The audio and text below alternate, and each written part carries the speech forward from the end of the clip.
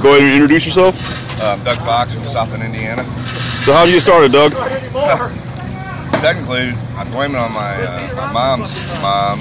Worked here at the Speedway. My grandfather worked at the Speedway. My parents both worked at the Speedway, and so I was next. I worked here.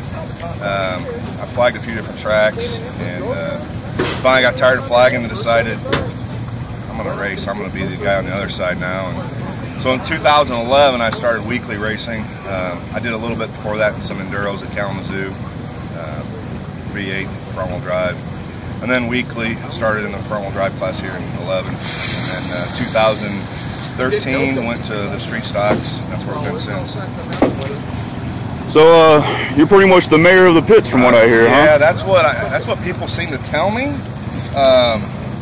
I'm fine with that. Yeah. I mean, if guys want to complain to me rather than going to somebody else official-wise to complain, I'm fine to take that on my shoulders and I'll go complain for them. I mean, whatever it is, what it is. It's all good. Yeah, you're pretty popular with a lot of the track employees and a lot of drivers out here. So. Well, and I've been around. You know, I've been here since really I was born. So I'm 41 years. I mean, this is all I've known. This is, you know, Friday nights. Most kids in high school went to football games. I was at the racetrack. That's what I did. And back when I was younger, it was 3 days a week. We worked Friday, Saturday, Sunday. So once it's in your blood, man, you can't get it out. Yeah, I mean, my uncle and my dad used to race out here, so I was out here on Friday nights too instead of being at football games. So. Yep. So, pretty fun in the street stocks, you'd say, huh? Yeah, it is. Probably not this year, I guess. I've struggled quite a bit this year. Eric Kaiser's run into me about every week, so it's made it tough. But I told you I was going to pick on you. So, no, it's just we did some things to the car this winter. It's been a little bit of a struggle this year. But all in all, I mean, really, for the most part, 98% of the group is an awesome group to race with, so I can't complain one bit. So this year has been one of my favorite to watch between them and the Outlaws. Yeah, I mean the street stock class has gotten huge, stupid, tight as far as times go. Yeah. I mean when you got guys, you know, 13:01s and it takes a 3 to a 4 to make the A, and I'll go back just 2 years of the year Tim Thurston won a championship. He was fast time running 4s and 5s. And so it just shows you what this class has progressed over the last couple, 3 years.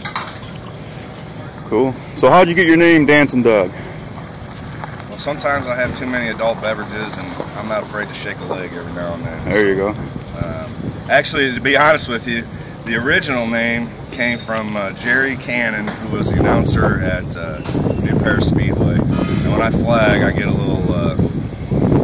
back when I was younger flagging, I get a little crazy on the flag stand. I wasn't afraid to kind of lay it out there and hang over the edge. And so he deemed it then Dancing Doug. But like I said, a few adult beverages, I saw him dance, so it kind of stuck ever since.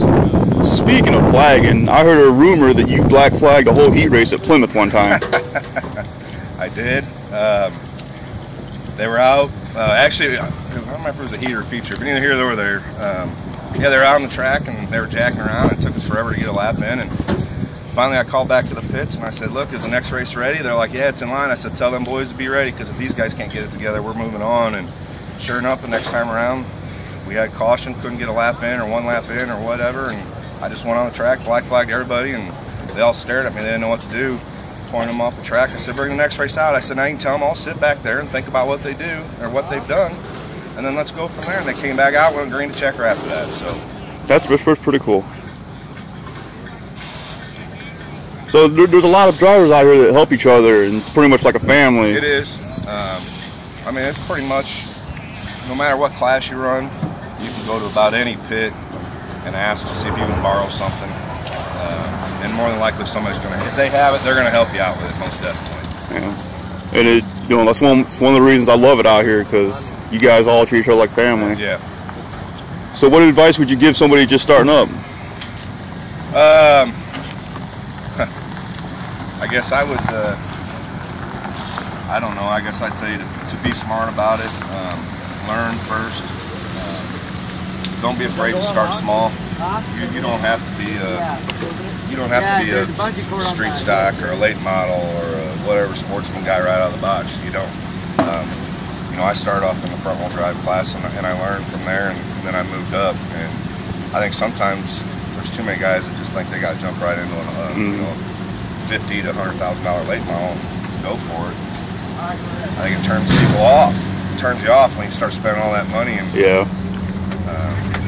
You know, really, to be honest with you, this class, you know, street stock class at South Bend anyway, it's not a big motor place. So that's what I like about it. I don't have a lot in my motor. I can be competitive and have a good time. So who's your favorite to race against out here? I don't know if there's a favorite to race against. If you had to choose coming to the flag and it was just who was going to be side by side? Yeah. Man, there's too many names. Honestly, got truth. There's a handful of guys, honestly, that I'm fine racing side by side with. We know we're not going to touch. We're going to give each other plenty of room, and we're going to do it cleanly. And that's about most of the class.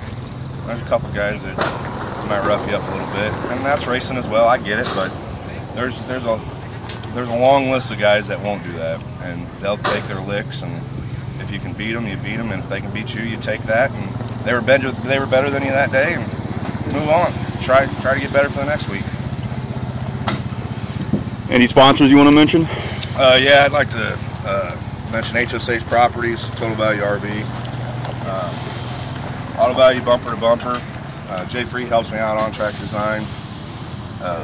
Granger Lawnmower Place has been with me for, I don't know, it's probably been 4 or 5 years now. They've stuck with me, and I can't thank them enough. And then Auto Parts City right up the road, Late Model Auto Parts, that's actually whose car this belongs to.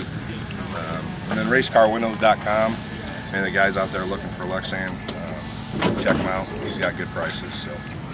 All right, and Jay Freet's always telling me stories about you. You give me one good Jay Freet story. I don't know. Jay sends me some pretty crazy stuff on DMs that I can't repeat here, but I don't have a good Jay Freet story. He usually stays pretty low key around here. He's smarter than the rest of us. I've been fishing.